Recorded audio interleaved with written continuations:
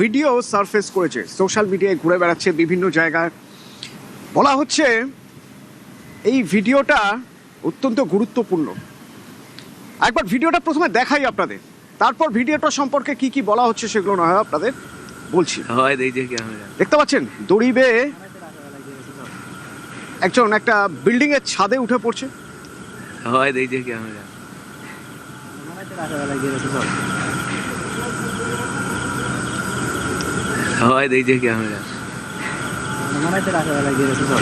দাবি করা হচ্ছে এটি বর্ধমান উত্তরের ছবি।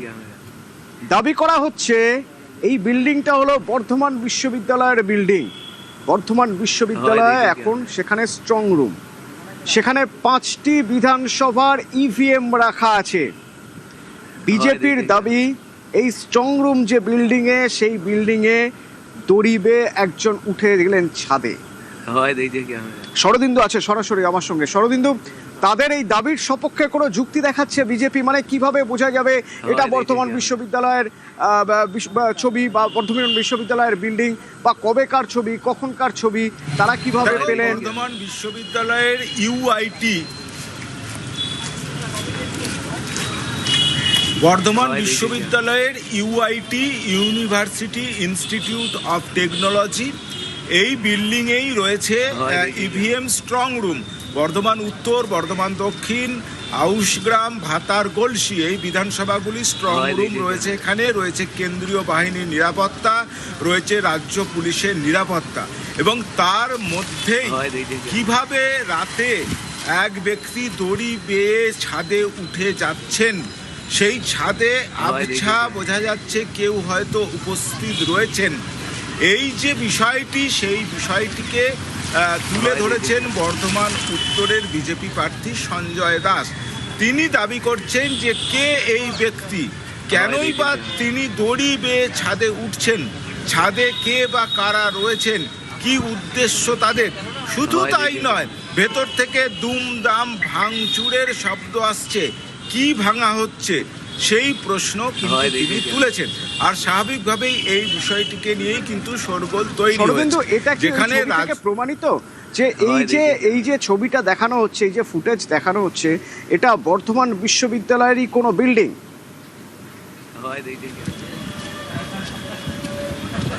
দেখো, বর্ধমান বিশ্ববিদ্যালয়ের যে ইউনিভার্সিটি ইনস্টিটিউট অফ টেকনোলজি, সেই বিল্ডিংয়ের ছবি, এ নিয়ে কোনো দ্বিমত নেই। সেখানকারই ছবি এটা, কারণ আমরা বারবার সেই বিল্ডিংয়ে যাচ্ছি এবং সেই বিল্ডিংয়ে আমরা দেখতে পাচ্ছি সেই বিল্ডিংয়ের মধ্যেই স্ট্রং রুম আছে এবং এটা ইউআইটি বিল্ডিং। এ নিয়ে কোনো দ্বিমত কারো নেই, না পুলিশ, না প্রশাসন, না কোনো সময় বলা হয়েছে যে এটা কোন সময়ের ছবি, কবেকার ছবি হবে। দেখো, গতকাল রাত 10টা নাগাদ এই ছবির, সেই সময়কার এই ছবি, রাত 10টা নাগাদ এই ছবি তোলা হয়েছে এবং তারপরেই এই ভিডিও বাইরে এসেছে বা প্রকাশ্যে আনা হয়েছে যে এক ব্যক্তি দড়ি বেয়ে একেবারে ট্রাপিজের খেলা দেখিয়ে ছাদে উঠছে এবং ছাদে যেন কেউ রয়েছে এটাও কিছুটা স্পষ্ট করা হচ্ছে এই ভিডিওতে। তবে যে ছাদে একজন দড়ি বেয়ে উঠছে, এটা তো সঙ্গে থাকো প্লিজ। বিজেপি উত্তরের প্রার্থী, মানে বর্ধমান উত্তরের বিজেপি প্রার্থী, তিনি এই ভিডিও দেখে অভিযোগ করছেন, প্রশ্ন তুলছেন স্ট্রং রুমের সুরক্ষা নিয়ে। তার বক্তব্য একবার শুনবো।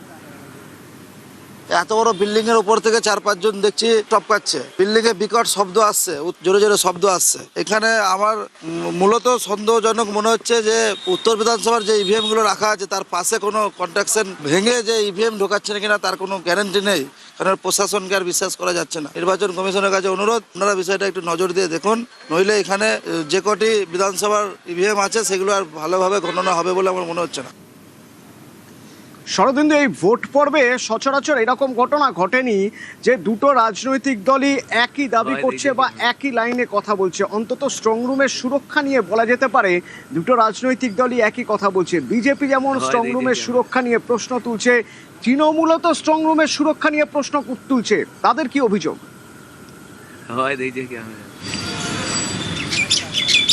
একেবারেই দেখো যে এক তো বিভিন্ন জায়গায় দেখা যাচ্ছে, পূর্ব বর্ধমান জেলাতেও কাটোয়ায় 15 মিনিট লোডশেডিং হয়ে গিয়েছিল, পূর্বস্থলী দক্ষিণে 2 মিনিট সিসি ক্যামেরা বন্ধ ছিল। বর্ধমানের এই যে ইউআইটি, এখানে আবার দেখা যাচ্ছে যে ভারতীয় যে সময় তার থেকে সিসি ক্যামেরার সময় 2 মিনিট এগিয়ে রয়েছে, অর্থাৎ 2 মিনিটের এগিয়ে রয়েছে সিসি ক্যামেরার সময়। যে সময় এখন যেমন চলছে, যদি 12টা 2 ধরি, সিসি ক্যামেরা দ্বারা দেখাচ্ছে 12টা 3 কি 12টা 4। ফলে এই প্রশ্ন সবার মধ্যেই উঠছে, কারণ সকলেই কিন্তু একেবারে এই ইভিএম প্রযুক্তিগত বিষয় সেসব নিয়ে চিন্তায় রয়েছে। সেই সঙ্গে সিসিটিভি যে সময়ের কাজ করছে না, সেই অভিযোগও তারা তুলছেন, এবং তারাও বলছেন যে কেন কোনো ব্যক্তি ছাদে উঠে যাবে, কে উঠে গেল, তার পরিচয়পত্র ছিল কিনা বা তা জানানো হলো না কেন। সব রাজনৈতিক দল একবার শোনা যাক তৃণমূল কি অভিযোগ করছে। শরদিন্দু, সঙ্গে থাকো। ভেতরে কি হচ্ছে আপনারা গতকাল থেকে দেখছেন যে ভিডিও ফুটেজে নানান অভিযোগ বিভিন্ন দল থেকে আসছে, আমাদের দল থেকে আসছে। আমরা তো বিভিন্ন জিনিস অ্যাড্রেস করছি, আমরা সেগুলোকে রেস করছি, কিন্তু সলিউশনটা কোথায়? এই প্রবলেমগুলোকে কারা সলিউশনটা বের করে দেবে? নির্বাচন কমিশন বারবার বলছেন যে ট্রান্সপারেন্সি, স্বচ্ছতা মেনটেন করে ভোটের সবকিছু প্রক্রিয়া চালানো হচ্ছে তাদের পক্ষ থেকে। যে সকল উদ্যোগ নেওয়া হয়েছে সবকটাই যদি আমরা সাম আপ করি, সব দিক থেকে একটা কোথাও না কোথাও গাফিলতির একটা আবহাওয়া পাওয়া যাচ্ছে বা আভাস পাওয়া যাচ্ছে। শরদিন্দু, অভিযোগ কিন্তু মারাত্মক। মানে সবচেয়ে বড় অভিযোগ হলো যে স্ট্রং রুম যে বিল্ডিংয়ে রয়েছে, সেই বিল্ডিংয়ের দড়িবে একজন ছাদে উঠে যাচ্ছেন। তো নির্বাচন কমিশন এই অভিযোগের প্রেক্ষিতে কি জবাব দিচ্ছে, কোনো সাফাই দিচ্ছে বা তাদের কোনো ভার্সন পাওয়া গেল?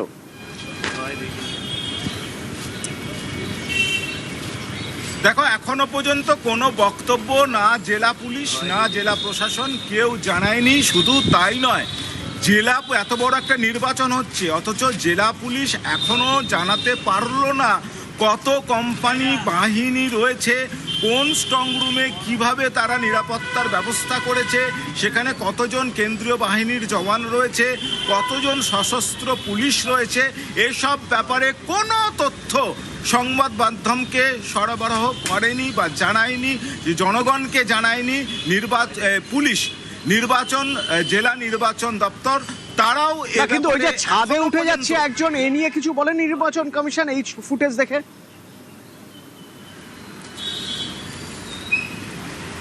একেবারেই এই নিয়ে এখনো পর্যন্ত সংবাদ মাধ্যম বা কোথাও জেলা নির্বাচন দপ্তর বা কমিশনের পক্ষ থেকে কিছু জানানো হয়নি। তবে আমরা সূত্র মারফত যেটা জানতে পারছি, এক আধিকারিকের সঙ্গে কথা বলেছি, তিনি বলছেন যে ওখানে যেহেতু গণনা হবে, তাই সেখানে এখন সিসিটিভি ক্যামেরা বসানো হচ্ছে, এসি মেশিন বসানো হচ্ছে, হয়তো সেই কাজে তারা যুক্ত থাকতে পারেন। এই তবে সেখানেও প্রশ্ন থেকে যায়। ধন্যবাদ শরদিন্দু। সেখানেও প্রশ্ন থেকে যায়, রাতের আধারে সিসি ক্যামেরা বসানোর কাজ চলছে, রাতের আধারে এসির কাজ করা হচ্ছে, এই প্রশ্ন তো উঠবে। এবার বারাসাতের স্ট্রং রুমে ক্লোজ সার্কিট ক্যামেরা বন্ধ। বারাসাত স্ট্রং রুম, যেখানে বেশ কয়েকটি বিধানসভার ইভিএম রাখা রয়েছে, বেশ কয়েকটি আসনের ইভিএম রাখা রয়েছে সেখানে। বারাসাত গভর্নমেন্ট কলেজ, 4টে মনিটর ব্ল্যাক, কারণ সিসি ক্যামেরা বন্ধ। কতক্ষণ সিসি ক্যামেরা বন্ধ ছিল? সিসি ক্যামেরা বন্ধ কেন? কোনো তরফে কিছু জানা যাচ্ছে? আমার সঙ্গে জিয়াউল রয়েছে। জিয়াউল,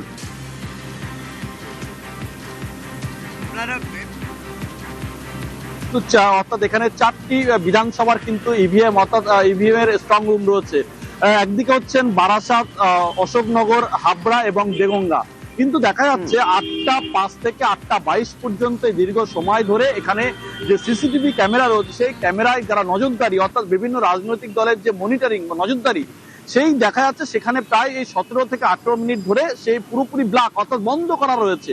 কিন্তু কেন বন্ধ রয়েছে তেমন কোনো উত্তর দিতে পারেনি কমিশন। কিন্তু যে তৃণমূলের পক্ষ থেকে অভিযোগ করা হচ্ছে যে এর সঙ্গে কমিশনের অবশ্যই একটা কোনো গোপন আঘাত রয়েছে, তার জন্যই বন্ধ রয়েছে। অন্যদিকে বিজেপি কিন্তু একসুরেই বলছে যে দীর্ঘ সময় ধরে কেন বন্ধ থাকবে, ফলে এখানে সমস্ত রাজনৈতিক দলের কর্মী। সঙ্গে থাকো, একবার শুনবো তৃণমূল কি অভিযোগ করছে, শুনবো। 8টা 5 থেকে 4টে অ্যাসেম্বলির বাইরে যে স্ক্রিনটা, যেখানে ওয়াচ করার কথা আমাদের, সেইটা নীল, মানে ব্ল্যাক আউট, সেটা নীল, এবং সেটা প্রায় 8:22-23 পর্যন্ত ব্ল্যাক আউট। ঘটনাটা কি জানি না। এখন দেখুন, কেউ যদি টিভিটা বন্ধ করে দেয় তাহলে তার জন্য তো প্রিপারেশন নির্বাচন কমিশনে নেওয়া উচিত ছিল, যখন দুটো কোর্স থাকবে। এখন এসডিও বললেন তদন্ত হবে। আমাকে অবজারভার যিনি আছেন বাইরে থেকে এসছেন, তিনি বললেন স্যার ডোন্ট ওরি, এটা আমি অ্যাকচুয়ালি তদন্ত করব। জিয়াউল, তুমি বলছিলে যে 4টি বিধানসভার ইভিএম এখানে রয়েছে। এই 4টি বিধানসভার মধ্যে থেকে অশোকনগর, যেখানকার তৃণমূল প্রার্থী নারায়ণ গোস্বামী, তিনি অভিযোগ করছেন যে এই ইভিএম যেখানে রয়েছে সেই স্ট্রং রুমের সিসি ক্যাম বন্ধ, মানে তার মানে সেখানে নিঃসন্দেহে কারচুপি হচ্ছে। কিন্তু কমিশনকে তো জবাব দিতে হবে যে এই 4টে মনিটর পুরোপুরি ব্ল্যাক কেন? তাহলে সিসি ক্যামেরা কাজ করছে না কেন? সিসি ক্যামেরা কাজ করবে না, ওই সময় কি হচ্ছিল? প্রশ্ন তো উঠবেই।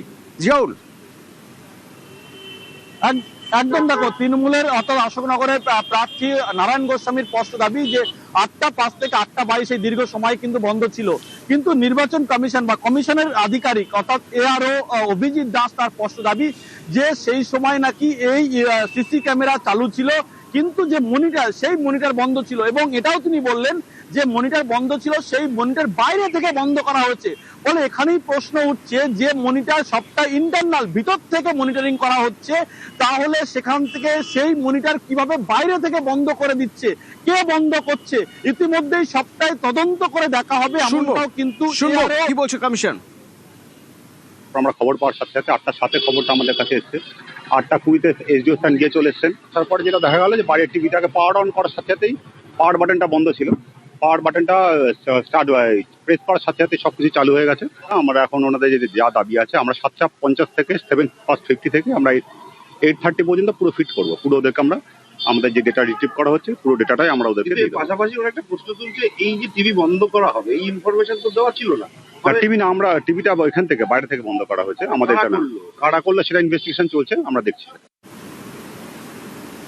এই বারাসাত গভর্নমেন্ট কলেজ, যেখানে 4টি বিধানসভার ইভিএম রাখা আছে, সেখানে বিজেপিও বিক্ষোভ দেখাচ্ছে। বিজেপির অভিযোগ স্ট্রং রুমে স্ট্রং পাহারা, কিন্তু সেখানে এজেন্টদেরও ঢুকতে দেওয়া হচ্ছে না। জিয়াউল, কি অভিযোগ বিজেপির?